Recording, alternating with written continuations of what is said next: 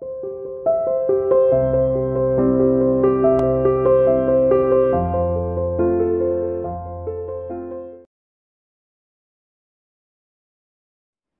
dear student, welcome to C International School online classes. Dear plus 2 commerce class unit 9 financial management हम start की थी। आज हम topic discuss करेंगे objective of financial management क्या है। आई होप आपको फाइनेंशियल मैनेजमेंट का मीनिंग क्लियर हो गया होगा। फाइनेंशियल मैनेजमेंट मतलब जो 3 क्वेश्चन थे उसको अरेंज करना ही फाइनेंशियल मैनेजमेंट है। 3 क्वेश्चन क्या है, जब बिजनेस स्टार्ट करते हैं कितने फाइनेंस की जरूरत है, ये फाइनेंस हमें कहाँ से मिलेगा, और जो प्रॉफिट होगा हम उसको किस तरीके से डिस्ट्रीब्यूट करेंगे उनको जिससे हमने फाइनेंस लिया। ठीक है, तो इन सबको जब हम अरेंज कर लेते हैं अच्छे से तो वही कहलाया जाता है फाइनेंशियल मैनेजमेंट। ठीक है, तो आज हम इसके ऑब्जेक्टिव पर डिस्कशन करेंगे। फाइनेंशियल मैनेजमेंट का ऑब्जेक्टिव क्या है, देखिए। Objective of financial management are directly related to the fact as to what should be the uppermost in the mind of financial manager। अब क्वेश्चन यहाँ एक आता है कि फाइनेंशियल मैनेजमेंट का ऑब्जेक्टिव किससे रिलेटेड है, फाइनेंशियल मैनेजमेंट का ऑब्जेक्टिव है क्या, क्वेश्चन ये है। अब इसका आंसर आता है कि फाइनेंशियल मैनेजमेंट का ऑब्जेक्टिव डायरेक्टली किससे रिलेटेड है कि जो फाइनेंशियल मैनेजर क्यों बोला है, क्योंकि फाइनेंशियल मैनेजर फाइनेंस का अरेंज करता है कि फाइनेंशियल मैनेजर किस तरीके से किस बातों को अपने अपर रखता है माइंड में। वाइल टेकिंग 3 डिसीजन, जब वो 3 डिसीजन लेता है, 3 डिसीजन जो मैंने अभी पीछे बताया उससे रिलेटेड, जब वो 3 डिसीजन लेता है, सबसे पहले फाइनेंशियल डिसीजन नेमली इन्वेस्टमेंट डिसीजन। सबसे पहले वो देखेगा कि कितना वो 3 तरीके के थ्री फाइनेंशियल डिसीजन को जब ध्यान में रखता है, जब 3 फाइनेंशियल डिसीजन लेता है तो तब ध्यान में रखा जाता है कि इन तीनों डिसीजन को लेते समय वो इनको किससे ज्यादा रिलेटेड कर रहा है, वही कहलाया जाता है ऑब्जेक्टिव फाइनेंशियल मैनेजमेंट। तो ये इन तीनों को किससे रिलेट कर रहा है, इन सभी का मैनेजमेंट क्यों कर रहा है, लास्ट में अभी हम देखेंगे, आंसर मिल जाएगा। तो चलिए पहले ये देखते हैं। तो 3 फाइनेंशियल डिसीजन यहाँ बताए गए हैं, नेमली इन्वेस्टमेंट डिसीजन, पहला इन्वेस्टमेंट डिसीजन को ध्यान में रखता है वो। दूसरा फाइनेंशियल डिसीजन को, इन्वेस्टमेंट डिसीजन मतलब इन्वेस्टमेंट करना, इन्वेस्टमेंट किस पर, असेट्स पर किया जाता है, लॉन्ग टर्म और शॉर्ट टर्म पर। ठीक है, इसके बाद फाइनेंशियल डिसीजन लेना, भाई ये तो खर्चा कर लिया फिक्स असेट्स पर कितना, और शॉर्ट टर्म आपने रोल पढ़ा था उसमें क्या था, पहले लॉन्ग टर्म और शॉर्ट टर्म पर कैसे डिटरमाइन करना है, कितना कितना लेना है। उसके बाद नेक्स्ट क्वेश्चन क्या था, लॉन्ग टर्म से तो लिया है, रोल जो था लॉन्ग टर्म से तो लिया, लेकिन लॉन्ग टर्म में किस किस से कितना प्रोपोर्शन लेना है, प्रेफरेंस से कितना लेना है, इक्विटी से कितना पैसा लेना है, डिबेंचर से कितना लेना है, तो वो कहलाया जाता है फाइनेंशियल डिसीजन। फिर लास्ट डिविडेंड डिसीजन की जो हम पैसा लिया है तो जो हमें डिविडेंड देना है, प्रॉफिट को किस तरीके से हम डिस्ट्रीब्यूट करें, वो कहलाया जाएगा डिविडेंड डिसीजन। ठीक है, तो फिर देखिए ऑब्जेक्टिव ऑफ फाइनेंशियल मैनेजमेंट का ऑब्जेक्टिव डायरेक्टली रिलेटेड है किससे, कि जब 3 फाइनेंशियल डिसीजन को लिया जाता है फाइनेंशियल मैनेजर द्वारा तो वो किन किन बातों को ध्यान में रखता है, कौन कौन से फाइनेंशियल डिसीजन लेता है, एक तो इन्वेस्टमेंट डिसीजन, फाइनेंसिंग डिसीजन और dividend decision. He should concentrate on serving the interest, और जब ये डिसीजन ले रहा होता है ही शुड कंसंट्रेट, तो उसका कंसंट्रेट कहाँ होता है, interest of the owner of the business, तो वो ओनर के इंटरेस्ट को ध्यान में रखता है बिजनेस के टू द मैक्सिमम एक्सटेंट, कि ज्यादा जो ओनर है, ओनर कौन कहलाए जाएंगे, प्लस में पढ़ा था शेयर होल्डर। ठीक है, जो शेयर होल्डर है उनके इंटरेस्ट को ध्यान में रखता है जब ये 3 डिसीजन लेता है। क्यों, क्योंकि उनसे मनी लिया है, शेयर्स दिए हैं, शेयर्स में उन्होंने इन्वेस्ट किया है, उनसे हमने मनी लिया तो भाई उनको रिटर्न तो देना है, यानी उनको वो ओनर माने जाते हैं, उनको ओनरशिप मिल जाती है, प्लस में हमने बहुत अच्छे से पढ़ा है। ठीक है, तो उनके इंटरेस्ट को ध्यान में रखता है जब फाइनेंशियल मैनेजर 3 डिसीजन लेता है, इन्वेस्टमेंट, फाइनेंशियल और डिविडेंड, तो वो ध्यान में रखता है इन डिसीजन को लेते समय ओनर के इंटरेस्ट को, कि ये तीनों डिसीजन में किसी प्रकार की कोई कमी होगी तो सीधा ओनर के इंटरेस्ट यानी इंटरेस्ट हितों को ये डिसीजन प्रभाव करेंगे। ठीक है, इन शॉर्ट में अगर कहें objective of financial management is maximize wealth of share holder.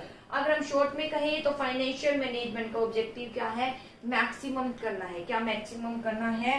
Wealth, किसकी वेल्थ को? Share holder. शेयर होल्डर की वेल्थ यानी धन मतलब जो उन्होंने पैसा लगाया है उसको इंक्रीज करना। इंक्रीज मतलब कि जितना ज्यादा प्रॉफिट होगा, ठीक है, मैंने बताया था प्लस वन में, जितना ज्यादा प्रॉफिट होगा तो इक्विटी शेयर होल्डर को उतना ही प्रोपोर्शन में क्या मिलेगा? अपना डिविडेंड। उन पर डिविडेंड अनसर्टेन होता है, डिविडेंड की कोई निश्चित दर नहीं होती, डिविडेंड डिपेंड करता है प्रॉफिट पर। जितना ज्यादा प्रॉफिट होगा तो किसकी आय इंक्रीज होगी? शेयर होल्डर की। तो इसलिए जब फाइनेंशियल मैनेजर डिसीजन लेता है, 3 फाइनेंसिंग, डिविडेंड और इन्वेस्टमेंट डिसीजन, तो वो ध्यान में रखता है कि बिजनेस के जो ओनर हैं उन पर इसका कितना प्रभाव पड़ेगा, ठीक है, यानी उनके हितों को ध्यान में रखता है कि ये डिसीजन इस तरीके से लिए जाना चाहिए कि संस्था को ज्यादा प्रॉफिट हो।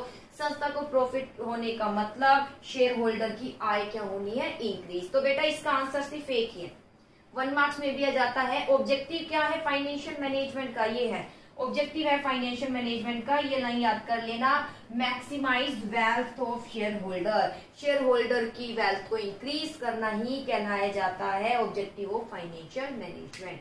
फिर सुन लीजिए, आंसर सिर्फ इसका एक ही है। ऑब्जेक्टिव क्या है फाइनेंशियल मैनेजमेंट का? क्यों फाइनेंस का मैनेज कर रहे हैं? इसलिए कर रहे हैं ताकि जो शेयर होल्डर है, जो ओनर माने जाते हैं, उनकी वेल्थ उनको क्या हो जाए? इंक्रीज हो जाए, उनको ज्यादा क्या मिल पाए? डिविडेंड मिल पाए। तो ये ऑब्जेक्टिव है फाइनेंशियल मैनेजमेंट के, ये ध्यान रखना। चलिए अब आगे देखते हैं। हाँ जी, objective financial management, only objective financial management, wealth maximisation, ये लाइन याद रखना, एमसीक्यू में आ जाता है। क्या करना है? वेल्थ, ऑब्जेक्टिव क्या है फाइनेंशियल मैनेजमेंट का? वेल्थ मैक्सिमाइजेशन, वेल्थ मैक्सिमाइजेशन, एक ही आंसर है वेल्थ। लेकिन किसकी वेल्थ को इंक्रीज करना? शेयर होल्डर की वेल्थ को इंक्रीज करना कहलाया जाता है ऑब्जेक्टिव ऑफ फाइनेंशियल मैनेजमेंट। और ये कैसे इंक्रीज होती है? अगर संस्था इंक्रीजिंग पर जा रही है, यानी उसकी गुडविल इंक्रीज हो रही है, तो इट मीन्स शेयर होल्डर को क्या वेल्थ क्या होगी? इंक्रीज। जैसे देखिए, वेल्थ मैक्सिमाइजेशन मीन्स इंक्रीज करना है capital investment in the business by share holder which is done in the following way.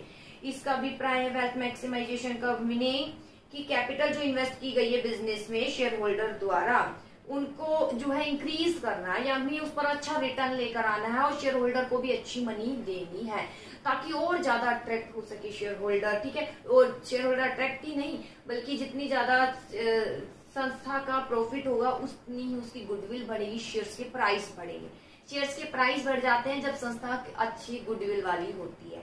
Shares क्यों कहते हैं? इसके शेयर्स महंगे इसलिए हैं क्योंकि उसकी जो है गुडविल अच्छी है। किसी अगर रेस्टोरेंट में भी जाते हैं तो हम वहां देखते हैं कभी कि इसका प्राइस तो काफी ज्यादा है और दूसरे अगर रेस्टोरेंट से हम कंपेयर कर रहे हैं, क्यों ज्यादा है? क्योंकि वो अच्छी क्वालिटी देता है, यानी उसका बिजनेस अच्छा फ्लोरिश चल रहा है, उसकी गुडविल अच्छी है, तो उसका प्राइस कहीं ना कहीं ज्यादा होगा दूसरे से कंपेयर करे तो। वही यहाँ बात आती है, अगर संस्था की गुडविल अच्छी है तो उसको अच्छा प्रॉफिट हो रहा है तो उसकी गुडविल इंक्रीज होगी तो शेयर होल्डर की आय बढ़ेगी, यानी उसको मनी, उसको अच्छा डिविडेंड मिलेगा, उसके मनी का अच्छा यूज होगा, ठीक है। तो इस प्रकार निम्नलिखित प्रकार से यहाँ 3 तो डिसीजन लिए जाते हैं। ऑप्टिमम इन्वेस्टमेंट डिसीजन, ठीक है, तब होगी वेल्थ मैक्सिमाइजेशन। फाइनेंसिंग डिसीजन, कितना फाइनेंस किससे ले ये भी डिटरमाइन करता है, और डिविडेंड डिसीजन। तो चलिए इस पर आते हैं, वेल्थ मैक्सिमाइजेशन क्या है? According to this approach, owner interest can be best served by wealth maximization and this is real objective financial manager। देखिए क्या है मैनेजमेंट। इस अप्रोच के अकॉर्डिंग जो ओनर के इंटरेस्ट को सबसे ज्यादा महत्व दिया गया है कि ओनर के हितों को ध्यान में रखना है, और ओनर कौन है? वो शेयर होल्डर। और ओनर के हितों को ध्यान में रखना, उनकी वेल्थ को क्या करना है? मैक्सिमाइजेशन करना ही फाइनेंशियल मैनेजमेंट का ऑब्जेक्टिव है। अब आगे देखिए, यही इसका real objective. Wealth maximization means increase the capital investment in the business by share holder. जो शेयर होल्डर ने मनी लगाई है उसको इंक्रीज करना है, उस पर अच्छा लाभ कमाना ही कहलाया जाता है वेल्थ मैक्सिमाइजेशन। जैसे देखिए, market price of share is the index of the capital invested, ठीक है। मार्केट प्राइस हम कह सकते हैं ये एक इंडेक्स है, ठीक है। कैपिटल कितना आप इन्वेस्ट कर रहे हैं, मार्केट प्राइस। ये मार्केट प्राइस जो कितना कैपिटल इन्वेस्ट किया गया है, कितना इन्वेस्टमेंट शेयर होल्डर कर रहे हैं, कितना वो आपको शेयर्स के रूप में आपको पैसा दे रहे हैं। ठीक है, तो यहाँ पर ये बात बहुत मैटर करती है। जैसे देखिए, market price of share in the index of the capital market invested if market price of share increase. अगर मार्केट प्राइस क्या हो रहा है, इंक्रीज। अगर मार्केट प्राइस क्या हो रहा है, इंक्रीज। मार्केट प्राइस इंक्रीज मतलब शेयर्स का प्राइस पहले 100 था, अब 120 हो गया।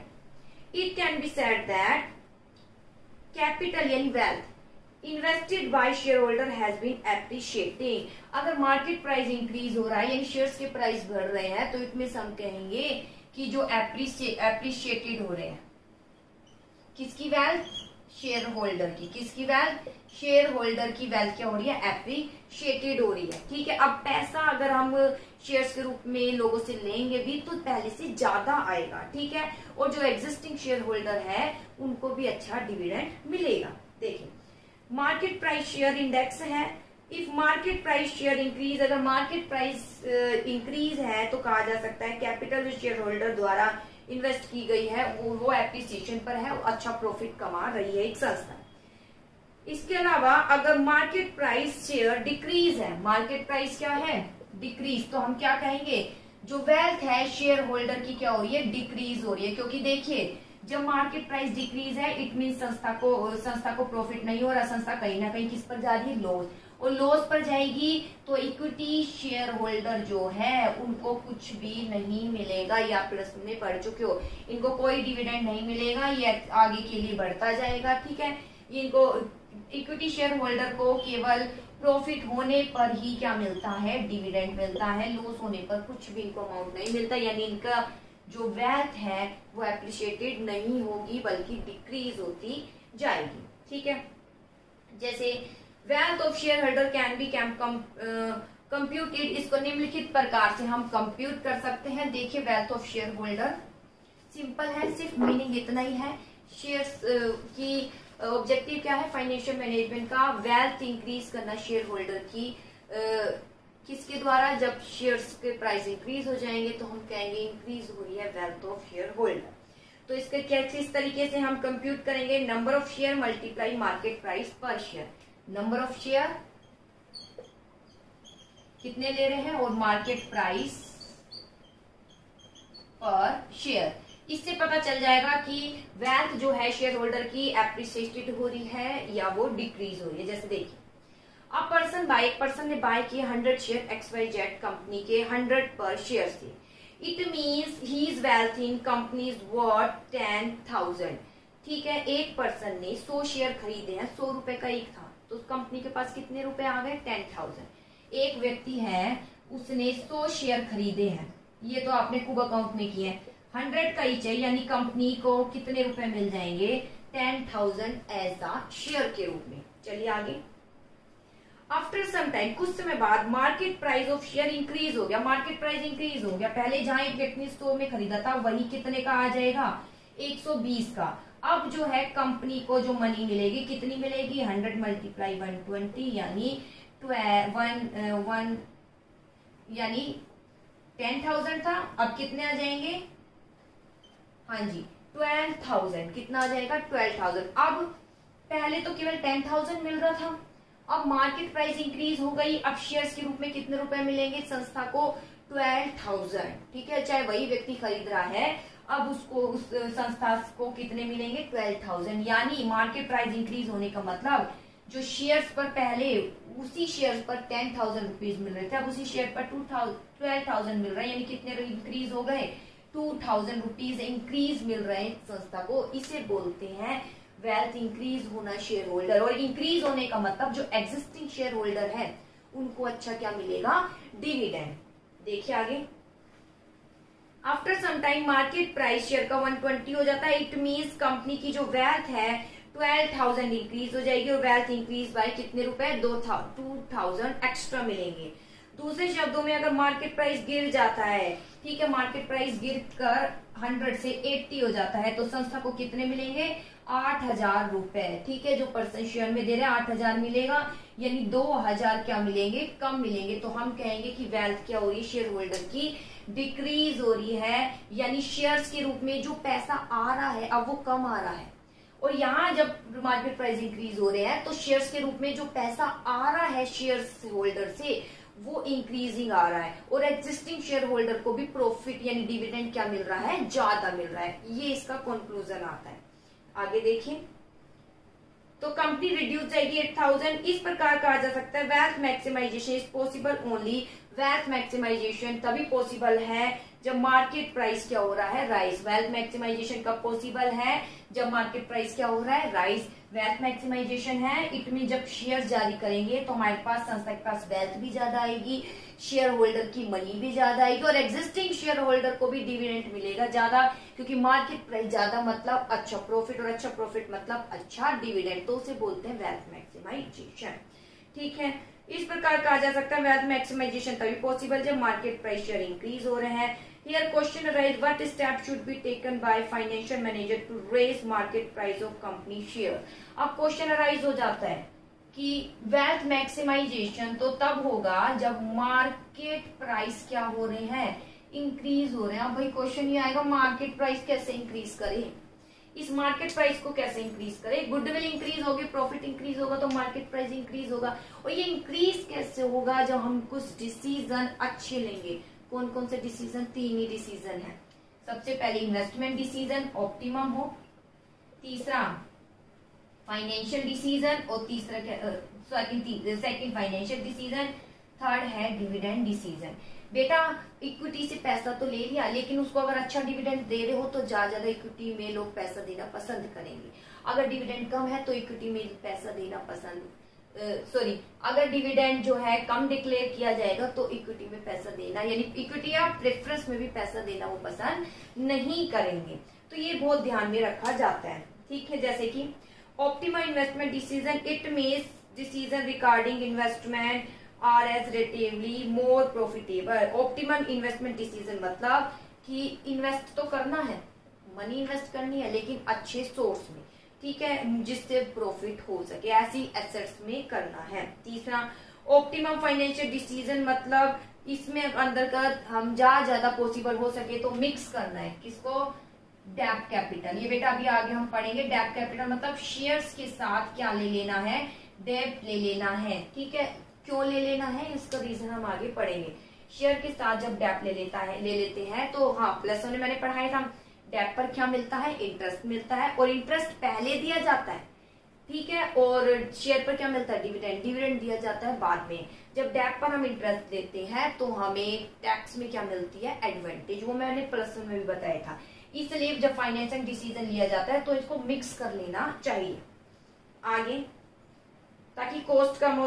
ऑप्टिमम डिविडेंड डिसीजन मतलब total profit of company should be distribute among the share holder in such a manner they feel satisfied. जो प्रॉफिट है, डिविडेंड किस में से दिया जाता है, प्रॉफिट को इस तरीके से डिस्ट्रीब्यूट करना चाहिए जो शेयर होल्डर है वो क्या हो जाए, सेटिस्फाई, शेयर होल्डर क्या हो जाए, सेटिस्फाई हो जाए। इसके अलावा and same time company also have sufficient reserve to meet it future requirement. इसके अलावा कंपनी के पास सफिशिएंट रिजर्व भी हो भविष्य का फ्यूचर की रिक्वायरमेंट को पूरा करने के लिए। तो decision taking in above manner, जो ऊपर डिसीजन लिए जाते हैं to make financial position of the company की फाइनेंशियल पोजीशन को बनाए रखते हैं strong. It has positive effect on market price, इसका मार्केट प्राइस पर पॉजिटिव इफेक्ट भी पड़ता है। It can therefore be said that, इस प्रकार कहा जा सकता है ऑब्जेक्टिव फाइनेंशियल मैनेजमेंट का है is wealth maximization. The objectives sir interest company's best manner widely recognized objective। इस प्रकार हम कह सकते हैं फाइनेंशियल मैनेजमेंट का ऑब्जेक्टिव है वेल्थ मैक्सिमाइजेशन। बहुत सिंपल, कुछ नहीं टॉपिक है। ऑब्जेक्टिव क्या है, फाइनेंशियल मैनेजमेंट। सिर्फ एक वैसे मोस्टली इसमें एक छोटा सा क्वेश्चन आ जाता है फाइनेंशियल मैनेजमेंट का ऑब्जेक्टिव क्या है, फिर आपको ये बताना है wealth maximization of share holder, wealth increase करना शेयर होल्डर की, यही कहलाया जाता है ऑब्जेक्टिव ऑफ फाइनेंशियल मैनेजमेंट। और ये कैसे प्राप्त किया जाता है, ऑब्जेक्टिव वेल्थ मैक्सिमाइजेशन तब होगी जब मार्केट प्राइस क्या हो रहा है, इंक्रीज। मार्केट प्राइस इंक्रीज हो रही है यानी शेयर होल्डर की वेल्थ क्या हो रही है, एप्रिसिएशन। एप्रिसिएशन अब शेयर्स के रूप में हमारे पास ज्यादा पैसे आएंगे और एग्जिस्टिंग शेयर होल्डर को हम ज्यादा क्या दे पाएंगे, डिविडेंड दे पाएंगे। दूसरा, अगर ये मार्केट प्राइस डिक्रीज हो रहा है तो वेल्थ इंक्रीज नहीं होगी। और किस तरीके से इसको कंप्यूट करते हैं, number of share and market price पर शेयर। जैसे मान लीजिए एक पर्सन है, उसने 100 शेयर खरीदे XYZ कंपनी के, 100 ईच है, तो 10,000 रुपीज वेल्थ आएगी कंपनी के पास एज अ शेयर होल्डर। ठीक है, लेकिन अब वही अगर मार्केट प्राइस इंक्रीज हो जाता है, वही 100 शेयर 120 ईच हो जाते हैं, तो वेल्थ कितनी आएगी संस्था के पास, 12,000, यानी 2,000 जो इंक्रीज हुई, इसे बोलते हैं वेल्थ मैक्सिमाइजेशन। इसी क्या बोलते हैं, वेल्थ मैक्सिमाइजेशन, यानी वेल्थ इंक्रीज हो गई है संस्था में एज अ शेयर होल्डर के रूप में, एज अ शेयर होल्डर की जो आय है वो इंक्रीज हो चुकी है। और दूसरा, एग्जिस्टिंग शेयर होल्डर को हम ज्यादा क्या दे पा रहे हैं, डिविडेंड दे पा रहे हैं, क्योंकि शेयर प्राइस इंक्रीज होने का मतलब संस्था को ज्यादा से ज्यादा क्या होना है, प्रॉफिट। संस्था को ज्यादा से ज्यादा क्या होना है, प्रॉफिट। अब क्वेश्चन राइज होता है कि मार्केट प्राइस इंक्रीज कैसे होगा, कैसे इंक्रीज होगा मार्केट प्राइस। इसके लिए 3 डिसीजन हमें अच्छे लेने पड़ेंगे। इन्वेस्टमेंट ऐसे स्तर पर करना है ताकि लंबे समय तक प्रॉफिट हो। फाइनेंशियल डिसीजन, जब फाइनेंस ले रहे हैं तो केवल इक्विटी नहीं लेना, उसके साथ डेब्ट भी लेना है, केवल शेयर्स ही नहीं डेब्ट भी लेना है। क्यों लेना है वो मैं बता चुकी हूँ और आगे और डिस्कस करेंगे इस पर, क्योंकि हमें इस पर टैक्स एडवांटेज मिलता है। थर्ड, डिविडेंड प्रॉफिट आ जाता है तो उसको इस प्रकार से डिस्ट्रीब्यूट करना है कि जो एग्जिस्टिंग शेयर होल्डर है वो क्या फील करे, सेटिस्फाई फील करे। जब ये सब कुछ हो रहा है और कुछ नहीं, ऑब्जेक्टिव जो है फाइनेंशियल मैनेजमेंट का पूरा हो रहा है, जो कि ऑब्जेक्टिव है वेल्थ मैक्सिमाइजेशन, यानी जो शेयर्स के रूप में मनी आ रही है वो पहले से ज्यादा आ रही है। दूसरा, एग्जिस्टिंग शेयर होल्डर है उसको हम ज्यादा क्या दे पा रहे हैं, डिविडेंड दे पा रहे हैं। तो ये है बेटा ऑब्जेक्टिव फाइनेंशियल मैनेजमेंट, वर्ड एक ही आना है, वेल्थ मैक्सिमाइजेशन। ओके बेटा, आई होप टॉपिक समझ आया होगा। नहीं भी समझ आए, यूनिट बहुत इंपॉर्टेंट है और थोड़ी टफ आपको लग रही होगी, तो प्लीज आप जैसे ही वीडियो देखे तो मुझे मैसेज कर दीजिए कि ये टॉपिक समझ नहीं आया इसमें। ठीक है बेटा, ताकि मैं तुरंत आपको सोल्यूशन कर सकूं।